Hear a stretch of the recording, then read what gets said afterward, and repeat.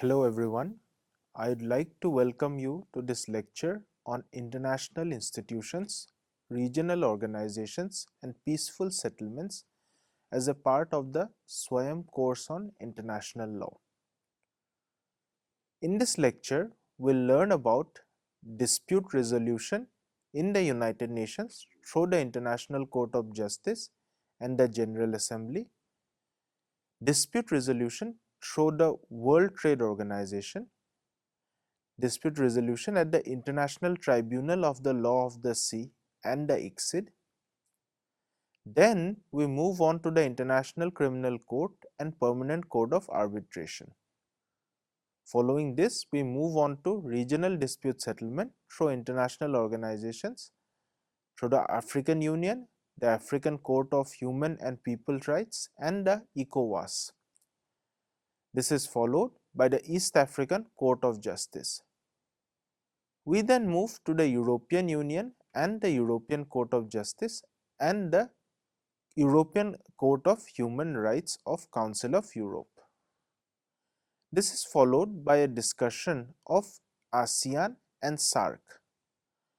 Following this, we move on to discuss dispute resolution in the Americas through the Inter-American Court of Human Rights, the Caribbean Court of Justice and Pacific Islands Forum.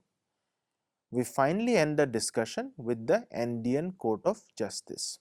Dispute settlement through international institutions plays a crucial role in maintaining peace, stability and order in global relations. Various international institutions are designed to resolve conflicts between states, individuals or organizations by providing legal frameworks, diplomatic channels and sometimes binding decisions. Dispute settlement under these organizations take place both at the global and at regional levels. In this current lecture, we will first look at dispute settlement through international organizations with global membership, followed by dispute settlement through regional international organizations. Commencing with international organizations with global membership, the first organization is the United Nations.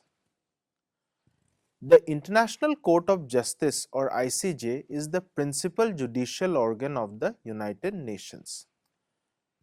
It is located in The Hague, Netherlands and is responsible for settling legal disputes between states according to international law. The ICJ also gives advisory opinions on legal questions referred to it by the UN General Assembly, Security Council or other specialized agencies. The International Court of Justice deals with two types of cases. First, contentious cases, that is, when two or more states have a dispute about the interpretation of international law, the ICJ can adjudicate. Examples include territorial disputes, maritime boundaries and the legality of the use of force. Second, the ICJ provides non-binding advisory opinions on legal questions which can guide international policy or clarify the interpretation of international treaties. We discuss about the ICJ and its functioning in detail in another lecture. Beyond judicial dispute settlement through the ICJ, the United Nations also plays a key role in the peaceful resolution of international conflicts, especially through its organs like the Security Council and General Assembly. If a major conflict threatens international peace and security, the Security Council can adopt binding resolutions under Chapter 7 of the UN Charter. It can impose sanctions, authorize the use of force or deploy peacekeeping missions. Article 33 of the UN Charter encourages states to resolve disputes through mediation, negotiation, arbitration or judicial settlement before taking the matter to the Security Council.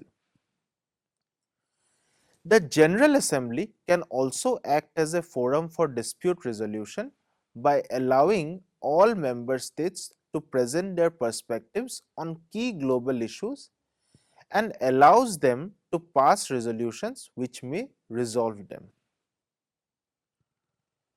Moving ahead, let us now move to the World Trade Organization or WTO, which has a dedicated mechanism for resolving disputes between its member states over trade related issues.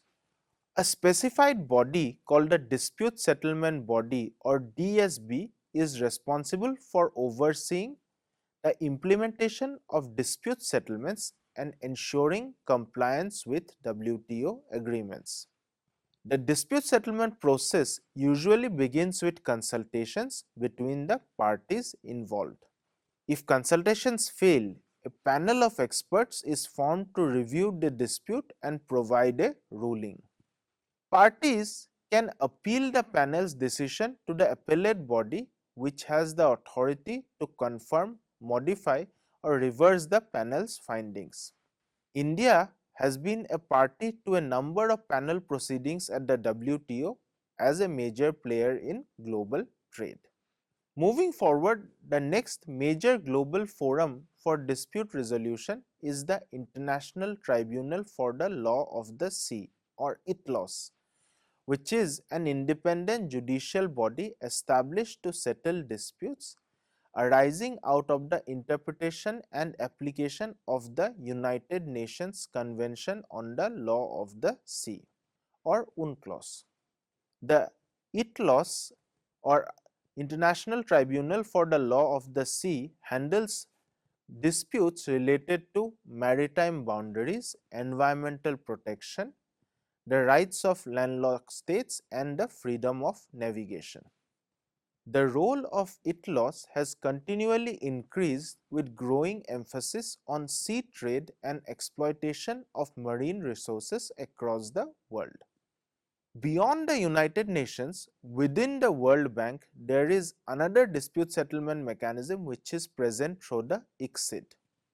The ICSID functions as a forum for settlement of investment disputes through mediation and arbitration. Arbitration through ICSID is available for investors against host states of their investments. This mechanism, called the Investor State Dispute Settlement Mechanism, provides a neutral mechanism for resolution of investment disputes arising from bilateral and multilateral investment treaties.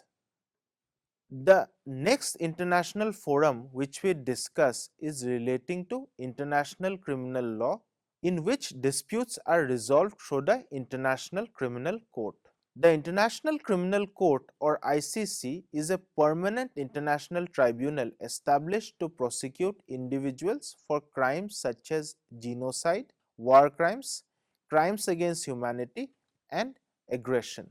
The ICC prosecutes individuals and not states. It has the jurisdiction to prosecute cases where national courts are unable or unwilling to prosecute. The ICC has tried to take up the place of ad hoc tribunals like the International Criminal Tribunal for the former Yugoslavia or the International Criminal Tribunal for Rwanda, which were previously involved in dealing with crimes against humanity.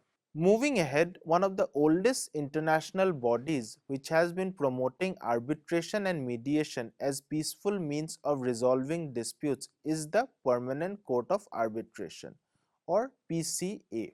It is an intergovernmental organization that provides arbitration and other dispute resolution services.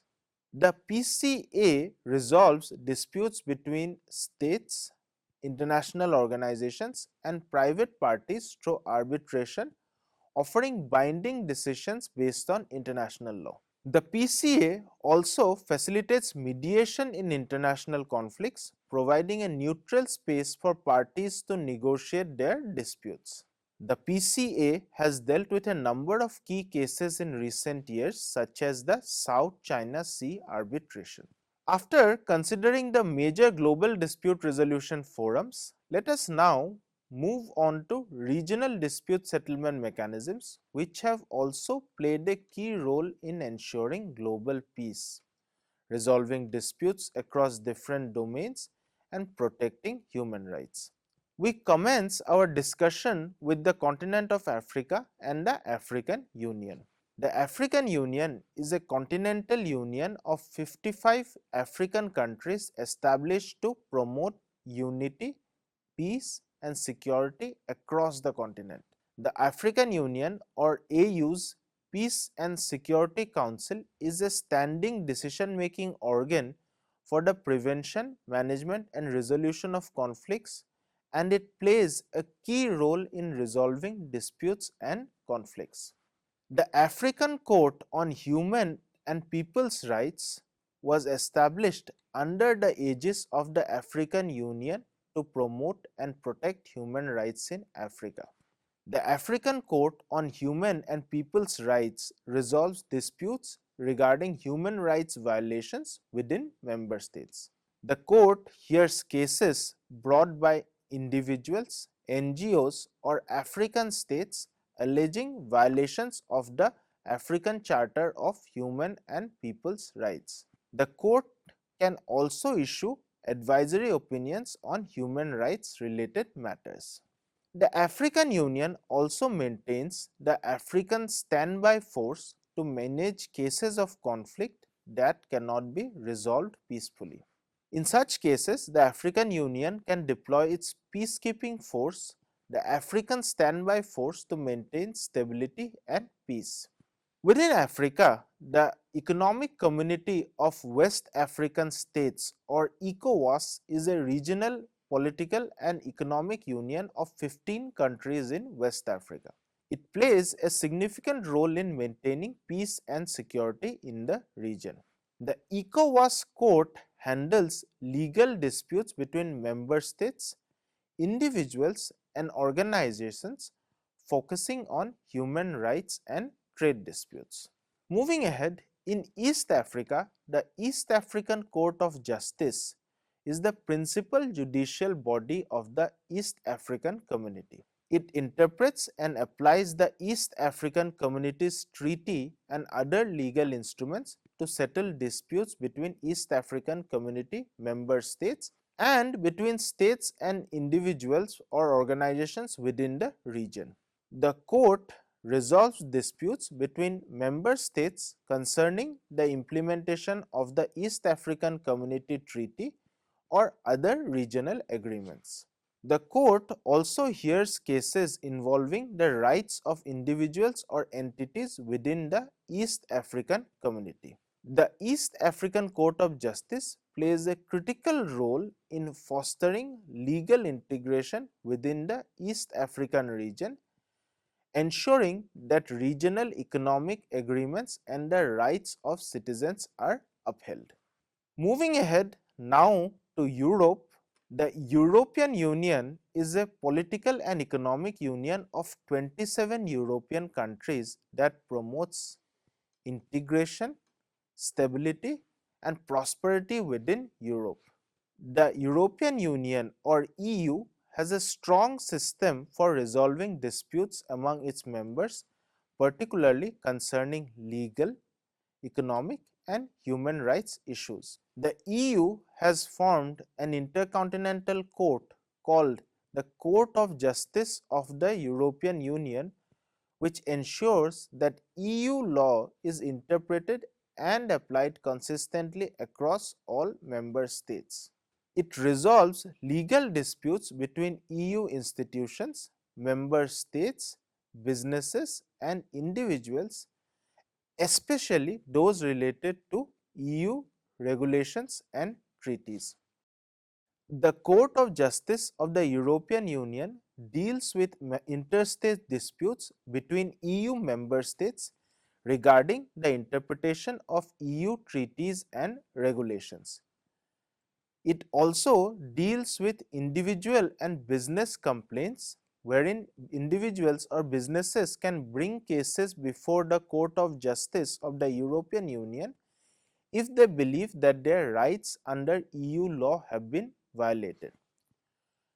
Further, it provides preliminary rulings when national courts in the European Union countries refer questions of European law to the Court of Justice of the European Union for interpretation.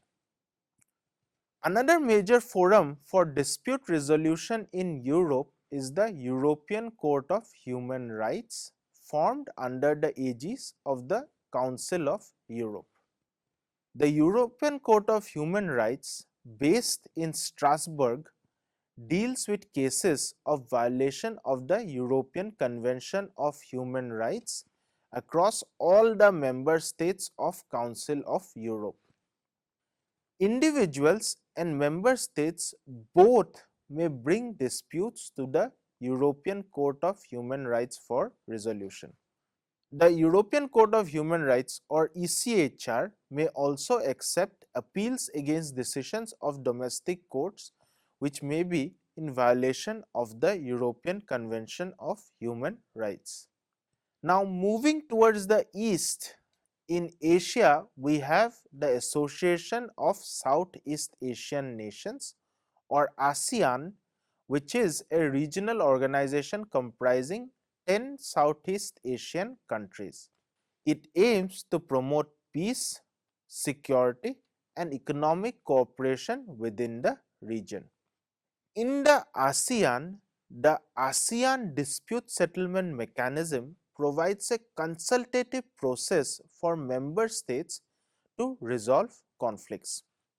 In 1997, the ASEAN established the ASEAN Protocol on Enhanced Dispute Settlement Mechanism, which provides a structured process for resolving disputes in areas such as trade and political disagreements.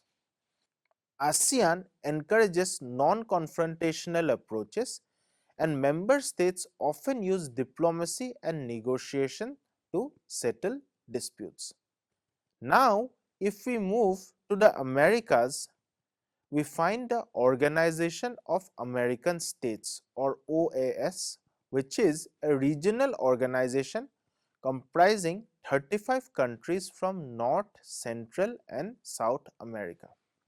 The OAS focuses on strengthening regional cooperation, democracy, and human rights. The OAS has established the Inter-American Court of Human Rights. The Inter-American Court of Human Rights is an autonomous judicial institution of the OAS responsible for the interpretation and enforcement of the American Convention on Human Rights. The Inter-American Court of Human Rights is based in San Jose, Costa Rica, and the court adjudicates cases related to violations of civil, political, economic, social, and cultural rights. The court can provide advisory opinions to OAS member states on human rights issues. The Inter-American Court on Human Rights has been instrumental in advancing human rights protection in the Americas. It has addressed a wide range of issues including freedom of expression, torture, and political violence, and has played a significant role in ensuring accountability for human rights violations in the region. The OAS also encourages dialogue and negotiation for settling political disputes. The OAS can deploy special missions or create mediation mechanisms to facilitate peaceful resolution of conflicts between states in the region. Moving back east, if we look at the Middle East, we find the Arab League. The Arab League is a regional organization of 22 Arab states in the Middle East and North Africa focused on fostering economic, cultural, and political integration.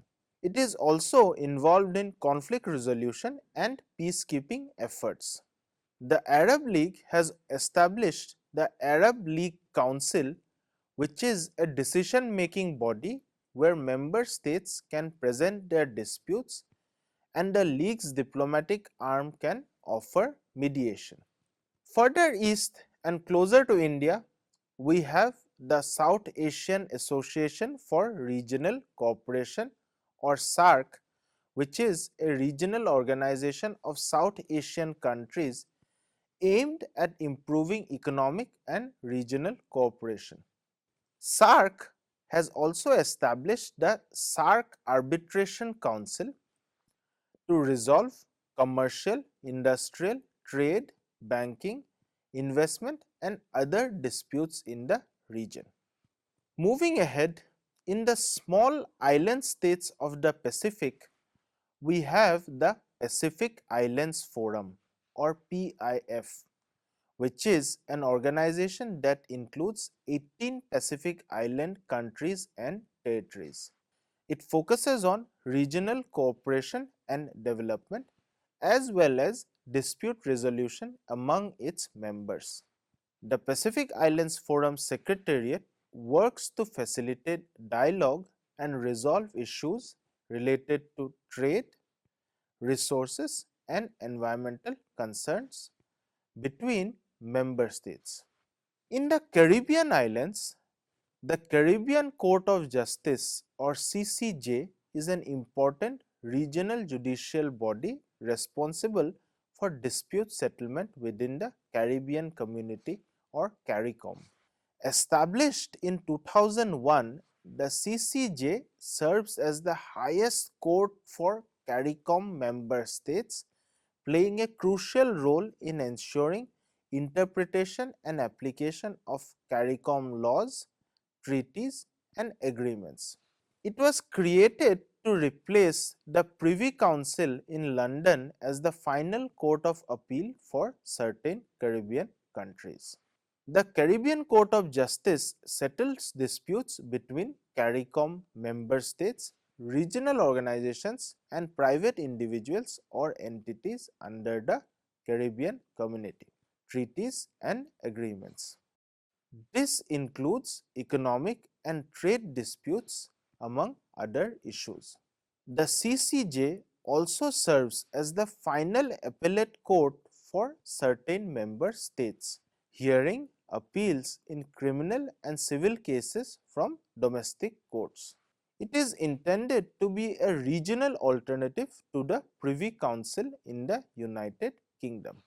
Finally, moving to South America, the Andean Court of Justice, or ACJ, also known as the Tribunal de Justicia de la Comunidad Andina, or TJCA, is a key institution of the Andean community, or Comunidad Andina, which includes Bolivia, Colombia, Ecuador and Peru as its primary member states.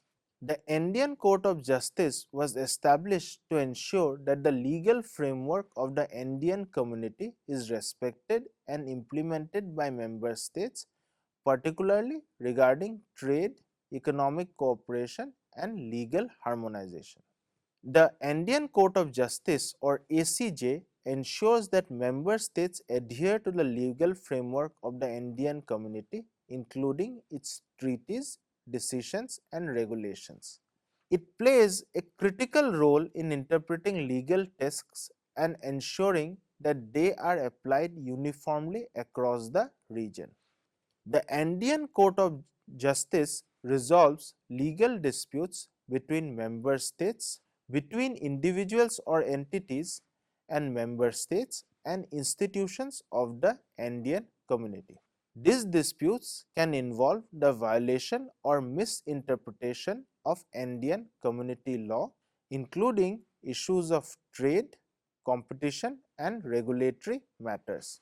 The ACJ can issue advisory opinions upon request from Andean community institutions or member states. These opinions offer guidance on how specific legal provisions should be interpreted, clarifying ambiguous legal situations and preventing conflicts. Now, finally, moving ahead towards the conclusion, students, I hope you would have learnt about how the United Nations resolves disputes through the International Court of Justice and the General Assembly. We also learnt how trade disputes are resolved through dispute resolution at the World Trade Organization. We also discussed resolution of disputes relating to marine resources through the International Tribunal of the Law of the Sea and also investment dispute resolution through ICSID. We also discussed regional dispute settlement through international organizations such as the African Union, the African Court of Human and People's Rights, and the ECOWAS. This was followed by discussion on regional courts like the East African Court of Justice, the Court of Justice of the European Union, and the European Court of Human Rights. We finally ended the discussion through the Inter-American Court of Human Rights, the Caribbean Court of Justice, and the Andean Court of Justice. There are detailed lectures also on ICSID and the International Court of Justice, and you are encouraged to view them for more information. Finally, we can summarize that there are multiple international and regional organizations performing dispute resolution functions across the world in different subject areas. With that, we wrap up the discussion on international institutions, regional organizations, and peaceful settlements. We look forward to meet you in the future lectures.